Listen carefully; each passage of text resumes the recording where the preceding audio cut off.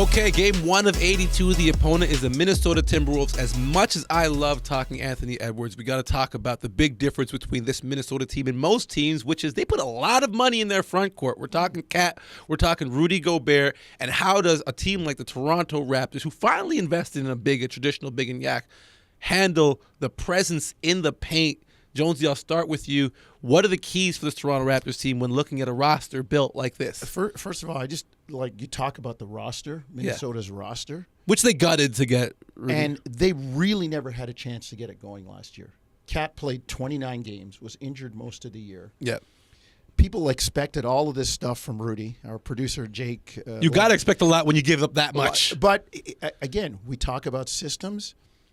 They weren't playing pick and roll, going downhill, lobbing to Rudy. Minnesota doesn't play like that. So that's not Chris Finch's style. No, and so you have to see his production dip on the offensive end, Gobert, and then on the defensive end, it was like, oh, we got Rudy back there, and people were getting straight line drives, expecting Rudy to blow. Oh, come on, Mr. Defensive Player of the Year, bail us out back there. No, they did a little bit too much of that, and to me, I'm going to be very interested to see how this team develops with the two of them playing together. And a camp under their belt. The emerging Anthony Edwards and some of the other guys they brought in. Like, this team has the potential to be really, really, they could be a top 6 team, Minnesota.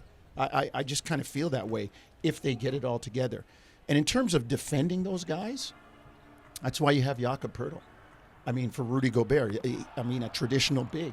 And Jakob can do that. And then with Cat playing out on the perimeter, I mean, that's why you have an all-defensive player and a guy like OG.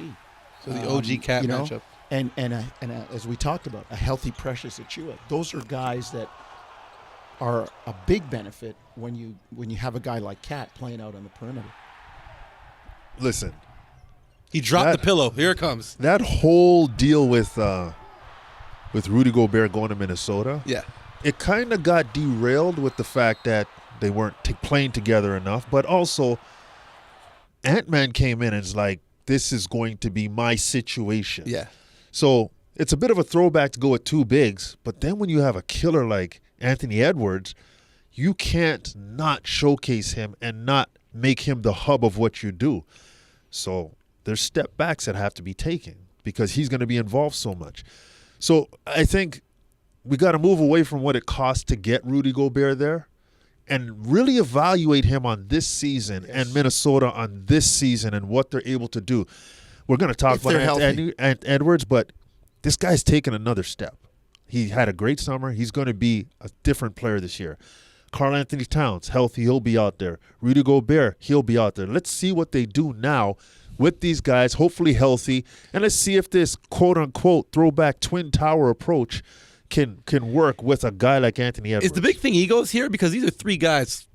Well, Ant All-Star, Cat All-Star, Rudy All-Star. Like, can this work? I think Rudy's probably used to that, being a big guy and having to depend on people to get him the ball at times. And again, it's the style, it's the system. And I see Minnesota being able to play with the 2 bigs and Anthony Edwards. Don't forget Mike Conley either. Like he came in at the end of the year in the trade. They were 7-3 in their last 10 games. And they probably could have beat the Lakers in that play-in game. It was that close. And they played Denver as well as anybody else in 5 games. And there's familiarity between Gobert and Conley. Right. So and I think they can play that style, the traditional style, and then take Rudy off the floor. You got Cat stepping out. You have Anthony Edwards.